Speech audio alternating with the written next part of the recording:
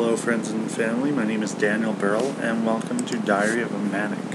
This is my third episode in the series talking about mental illnesses. I'm just talking about mental illnesses in general. I'm talking about the major types of mental illnesses, their treatment options, how to cope with them, and just some more information about them. My last episode, I talked about eating disorders and borderline personality disorder, and yeah, there was a lot of stuff about eating disorders, so I had to leave these two to this episode. So today's topic will be obsessive-compulsive disorder and post-traumatic stress disorder. The post-traumatic stress disorder is kind of short because there's not a lot of information available on it, unfortunately. So yeah, this might be a short episode because my next episode after this will be my schizophrenia episode, and that's going to be a big episode. It might be like 15 minutes long because I'm talking about schizophrenia and its four variants: schizotypal personality disorder, schizoid personality disorder, schizoaffective personality disorder, and schizophreniform personality disorder. So yeah, we'll see how long this one runs, and I might just give a little introduction to the schizophrenia side of things. But yeah, we'll see. So, obsessive-compulsive disorder, and a lot of people think about obsessive-compulsive disorder, they usually think perfectionism, but that's not really all there is to OCD. It usually is perfectionism, so I shouldn't really say that, but it also has occasional behavioral effects. These behaviors may grow over the years. In fact, I actually have a friend who had to touch his car door 3 times before he would open it, and I have weird kind of OCD behaviors as well. Whenever I cook oatmeal in the microwave, I absolutely have to cook it for 1 minute and 47 seconds. It doesn't matter if I stop it early or just let it go the whole time, but I always have to punch in 147. I can't do it otherwise. It just makes me really mad. And the other day, while making one of these videos actually, I was eating Smarties, and they were Christmas Smarties, so they were red and green, and I had to organize them 2 by 2 into red and green, red and green, red and green, and I had to eat them 2 at a time with 1 red and 1 green, otherwise I wouldn't eat them. So yeah, that's my ludicrous behavior. So yeah, other such behaviors are obsessive cleaning, inflexibility, pack rat or hoarder behavior, and workaholism. I really hope I said that right. So OCD can actually affect someone's life for the worse. Like it can be pretty bad. Like there are a lot of people who hoard, and that's just an unhealthy lifestyle.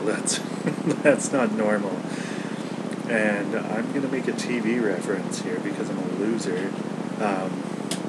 If you've ever watched Grey's Anatomy,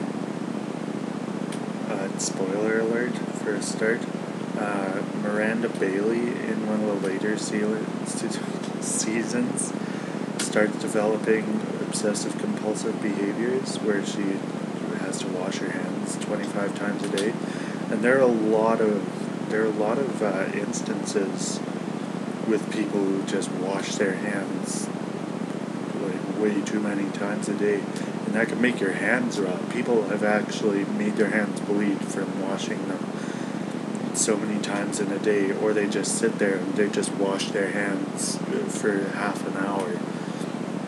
So it can affect your life very greatly, actually. Yeah, there are medications available for obsessive-compulsive disorder, but it's usually treated with antidepressants. Don't ask me why. I couldn't find out why, but yeah, that's usually how it's medicated, I guess. So yeah, I don't have any obsessive-compulsive disorder links to put in the description, nor any PTSD links to put in the description. But without further ado, let's move on to post-traumatic stress disorder. This is a very serious topic, so I'm going to try not to make any jokes about this. Post-traumatic stress disorder doesn't just affect soldiers. It can affect anybody. A lot of other people who are affected by PTSD are firefighters, police officers, obviously. Even doctors are affected by PTSD. If there's a traumatic death in their hospital, then they may experience PTSD. It can be caused from any trauma ranging from the death of a friend, near-death experience, or even sexual violence. So it really can affect anybody, and there are a lot of people who have PTSD who don't come forward and say anything about it, and that's not good. You should really go to a doctor if you experience that. PTSD can cause intrusive symptoms such as re-experiencing the event. It can also cause nightmares, night terrors, or flashbacks. You may feel startled very easily, have a hard time concentrating or sleeping. PTSD will require immediate counseling as it can easily become dangerous and cause undue stress. PTSD is extremely serious, especially with soldiers. There are a lot of soldiers who commit suicide because they just can't handle the stress. There are a lot of police officers who can't handle it. And yeah, it requires immediate counseling. There are no medications available for it other than mood stabilizers or anything you might take for anti-anxiety medications. But your best bet is to go seek counseling, because there are quite a few triggers. Like, again, I'm gonna reference Grey's Anatomy again, because that's all me and Lindsay have been watching for a month now.